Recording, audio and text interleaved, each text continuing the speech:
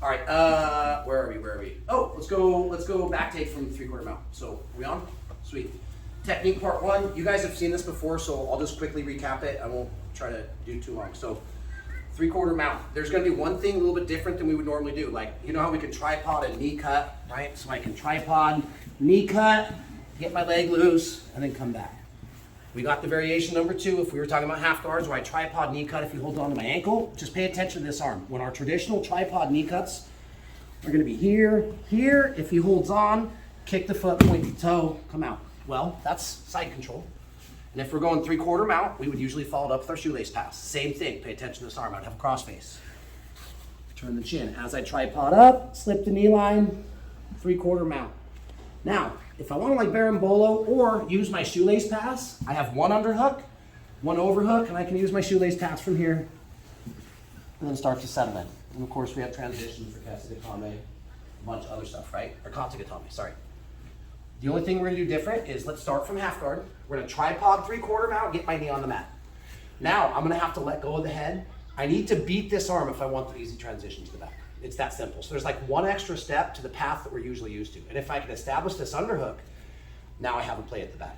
So normally on my tripod, I would be here. And it's fine if we start our tripod to 3/4 mount, shake, shake, shake, drill that knee to the mat. Now, what I like to do, instead of just leaving this arm operable, I'm gonna try to grab. Now there's a couple different ways. I can go butterfly grip if they're bigger. I could gable, but there's a lot of wiggle room. What we're gonna try to do is hook his head. So I like to try and drive my elbows together and hook the head. Sometimes we can go elbow to elbow here, but that's like if I want to start pulling. I now need to beat the arm, so I don't want to trap my arm. I would come here and hook the head, my other hand. Whether you just raise the elbow and pummel under, some people I used to tell basically like you're trying to slap your butt, dig the underhook, and try to get up both of his arms, signaling touchdown. Now, I can start to beat the arm.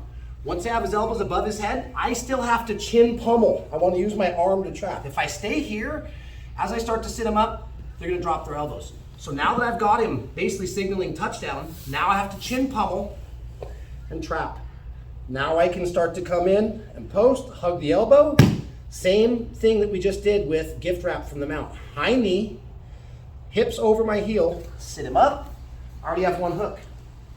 Roll him to the back. Super simple, right? So one more time, because I know we've worked this before. Just remember, if I want the back rather than the mount or side control, I have to take my time to re-pummel and then beat the elbow with my chin. So, tripod, 3/4 mount, trap the first arm, pummel, trap the second arm, and now I need to pinch the elbow.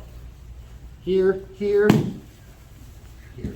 When you guys get to the back today, you can work our standard finishes. Yes, I can abandon this, short choke, rear naked choke, or I can keep one arm choke here, or with the luxury of the fabric, I can make my grip and start to pull, or we can start to work our other series, right? Here, here, here, here.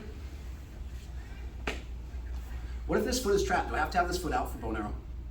No, if he's trapping my foot and doesn't want to let it go, I just make sure I do a little more high heel, back heel, elbow down, pinch him, okay? So let's do just the 3/4 mount back take first. And then we'll go back to what we did on Monday, which some of us weren't here for, my little term for supercharging those things. All right, you have any questions? I'll be around. Let's do this for 5 minutes. 3 or 4 times, rinse and repeat till the 5 minutes is up. Ready? 1, 2, 3. All right, let's get it. Technically, the second part of technique, we won't count those 2 post-warm drills. And again, just remember, I can force the mount, back take from mount. I can force back take from turtle. Different positions. So now, go ahead and spin around, drive a motorcycle. I know that we've been over this before. I think you've seen it, but I think maybe both times we've shown this here since I opened this gym a year ago that it's possible that you could have been working later absent. So make this real quick. Just like when I bow and arrow, if I'm gonna go bow and arrow, what do? I stomp, cross, and then my leg comes over for multiple reasons. My leg comes over the shoulder. I'm back heeling using my hamstring, and I like to kick my foot down to kind of create pressure on the shoulder. Meanwhile, my elbow can't stay up. It's gotta stay glued, and as I'm pulling and kicking, I'm pulling and there's my choke. So what do these other 2 we're gonna do today have in common? I'm gonna do my traditional, we'll start with necktie, right? I'm in here nice and tight, feet down, back heeling to glue the hips, choking arms protected, hugging tight, chin over the shoulder so we can't head pummel, open, feed, Here, standard necktie down. And remember, my elbow hides as I poke. Okay, we know that. Now we're gonna basically combine our normal necktie with almost half of what my legs will be doing on a bow and arrow. Stomp across, stay tight though. Leg over the top. I'm still in a necktie, but now I'm biting, kicking, strangling. So it's like a mixture. And guys, the term I've had, I'm sure there's other terms for this, and it can be confusing because if I'm going for an arm bar, I have an arm bar and a supercharged arm bar. Same thing with the knee. So yes, I realize that it's confusing when I say supercharge your choke. Just keep in mind, this all I mean is amplify the pressure. So last time through, hit your normal necktie. Whatever reason I can't finish, basically do with your legs what we would do on a bow and arrow. Stay tight. Separate. Last time. Open, feed, cross, pull, circle. Here, stay tight. Try not to lean back. Why? Because he unwinds the choke. But then, I can always transition. Okay, guys, same thing. You go 4 or 5, they go 4 or 5. Rinse and repeat. 5 minutes. Ready? 1, 2, 3. Okay, last technique of the day. And then before we move on, we'll do kata hajime. So single wing choke, also known as coat hanger choke, right? Because I'm here, I'm here. Looks like I'm making a coat hanger. These are different terms in different gyms. But let's rewind this. And it's going to be the same principle for what I'm about to show you, and or we can use it interchangeably with the last one. So let's talk real briefly about the last one. Again, here. Had a hard time finishing. Unhook the feet. And now watch the position of Aaron's hands. He's being a good uke today. He's got his hands down. So sometimes people are going to be up trying to fight the collar. When I come over the shoulder, hold on a second. When I come over the shoulder, the main thing I'm looking for is trying to get my hamstring over the shoulder and use my hands to back heel on the bite down. Now, in a perfect world, I would have my foot between his hand and his chest. Now, he has to reach over my foot to come to my elbow. Just something extra to think about. Put your hand back. If I come over but I leave my hand here, he can approach in front of his head and maybe peel my elbow. So just something extra to think about is when we get really deep in this rabbit hole, first I'm looking to amplify, or I like to use the ambiguous nickname of supercharge.